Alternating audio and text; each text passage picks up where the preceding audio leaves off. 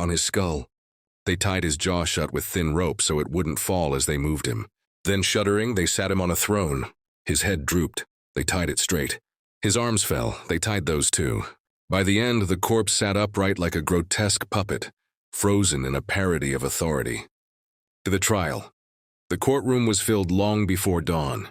Torches flickered against stone walls and cast trembling shadows over the faces of bishops who wished they had stayed home. When the doors opened, a gasp shuddered through the hall. 2 deacons entered, dragging the corpse by its ankles, its feet thudding lifelessly on the marble floor. They lifted the dead pope onto the throne.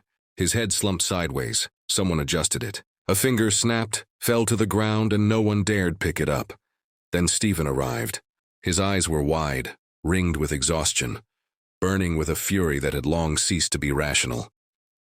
He stood before the corpse as if confronting a living enemy.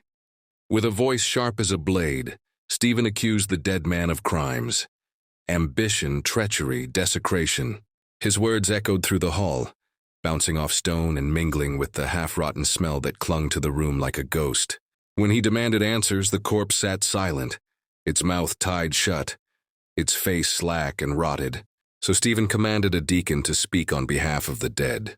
Every sentence felt like a wound, a mockery of justice, a parody of life itself. Some bishops stared at the floor. Others looked at the corpse, their faces pale with dread. One whispered, "This is a sin Rome will never wash away." But the madness of one man was now stronger than the sanity of many. The verdict was decided before the trial even began. Formosus was guilty. The punishment. The sentence was carried out immediately. One by one, the corpse's sacred vestments were stripped away. Robes torn, jewels ripped off, the tiara thrown aside with a metallic clang. Then Stephen ordered the fingers used for blessing to be cut off. The sound was soft, a brittle crack like breaking twigs, but it echoed through the chamber as if amplified by the horror of the act. What remained of Formosus no longer looked like a pope. He looked like a victim. They dragged the mutilated corpse through the basilica, its limbs bumping against stone steps, leaving faint trails of blackened fluids on the ground. At the Tiber, the men did not pray. They did not bow their heads. They simply heaved the body into the river's cold embrace. The corpse hit the water with a heavy splash and disappeared beneath the surface. But Rome did not forget.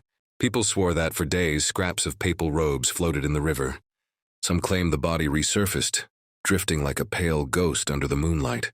Others whispered that a curse fell on Pope Stephen afterwards. A curse born of desecration, arrogance, and blasphemy so deep that even the river tried to reject it.